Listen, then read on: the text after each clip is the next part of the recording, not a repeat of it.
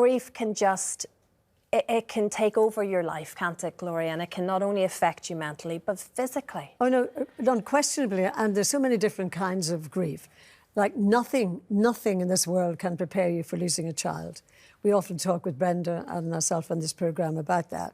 Nothing can prepare you for that. It's just a different kind of grief altogether. And you actually think, I will never get out of this grief. It can get really, really tough. But of course, more recently, I sadly lost Stephen. Stephen and I had been together for 30 years. And he had a lot of cancer problems, with prostate cancer and so on, before he died. And so I was going backwards and forwards to the hospital every day.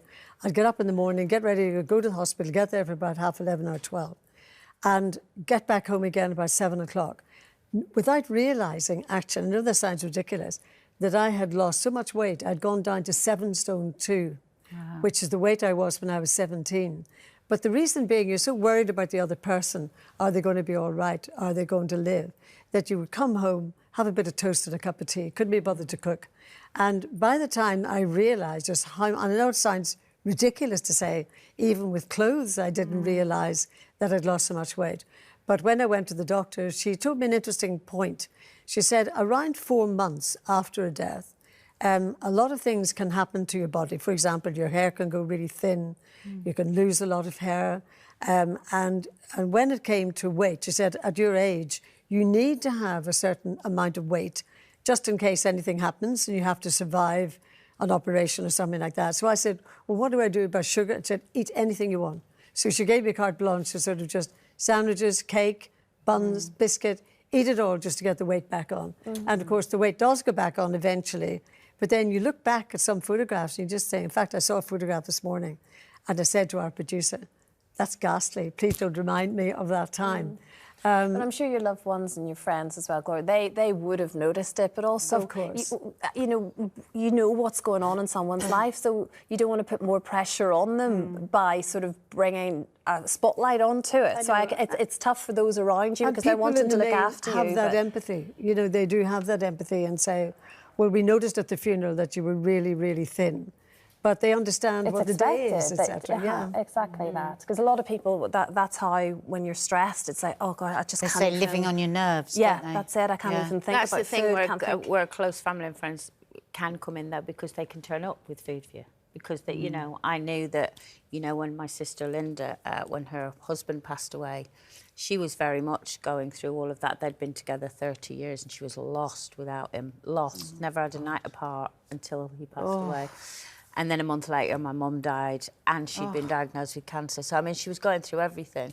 I think she went through that stage of just forgetting about herself and not intentionally, just physically and emotionally couldn't pick herself up from it. But I remember her best friend at the time, because I didn't live near Linda then, but her best friend at the time used to turn up with, I've made you some soup or I've made you this. And it wasn't that Linda didn't want to eat, she just couldn't be bothered. Yeah. Couldn't be bothered buying it, cooking it, you know. So that helped her a lot. But the grief side of things is so different, whether it's physical health or mental health of the way you deal with it. You know, I've dealt with all the grief in my family so completely different, you know. Devastated when Bernie died. Well, devastated when my mum and dad died, but they were older and they were both very ill and it was kind of, I hate to say it, but almost a relief to not see them in that pain anymore. And also it's the right order. Order, and they'd lived their best life, you know. When Bernie died, obviously it hit me and my family so hard, but my brain, for some reason, went, it's okay, she's still in Surrey, because she used to live and we were all in the north. And so I just kept imagining her there. When Linda died, that hit me like a ton of bricks. Like, I didn't know what to do with myself. I didn't want to get up. I was forcing myself to do everything because actually inside I didn't want to do anything. I didn't want to speak to people. I didn't want to laugh. I didn't want to work. And the only thing that helped me was instantly acknowledging it and saying, I need... Because all my family were there and my kids were there and you can talk to us. And I thought, no, I need professional help now. This needs professional help because I don't know how to pull myself from it. So I instantly got therapy.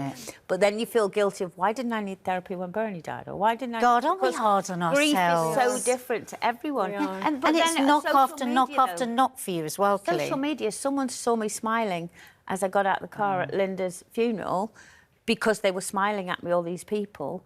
The amount of trolls I got. Oh, my How God. Look at her smiling on her sister's funeral, making it all about her. And I was like, so I get with the Kelly thing, like, leave her alone right now. You know, keep your thoughts. We're all worried about her, let's be honest. Because but let's Kelly's just like a keep our different thoughts person, private. isn't she?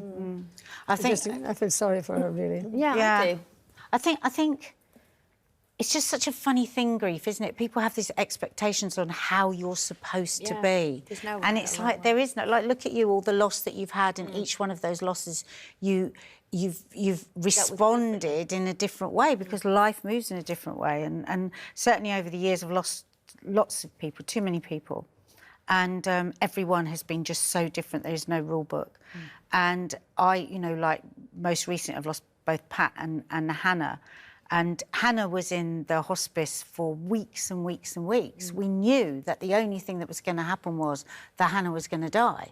And yet when Helen rang me and said it, we were both screaming on the phone with the shock. We just couldn't believe it. Even though we'd seen her that day, you know, where it was just unbelievable. And she was non-responsive and all of this.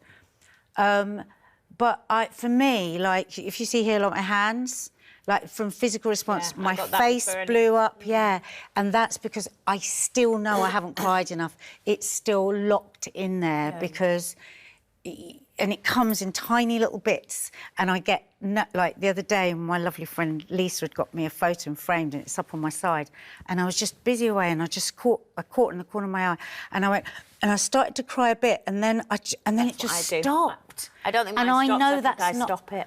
Yeah, but I know it's not healthy, because then my hands really blew up that day, and this split open here, it was so painful. Your body reacts. My body's going, it's just so weird, isn't it? And it's giving yourself a break, isn't it? It's allowing yourself to do whatever you need to, whether it's just screaming in a room sometimes. Yeah, well, our friend, one of Fab Four, who's just been away, she was messaging us saying, I can't stop crying, I can't stop crying. She goes, and I know it's because you two, the other two of us, just haven't stopped. She goes, as soon as you stop, it's really scary. It's allowing yourself the time to do it. If you find yourself having to navigate grief in any form at this stage, there are lots of helplines on our website, itv.com/helplines.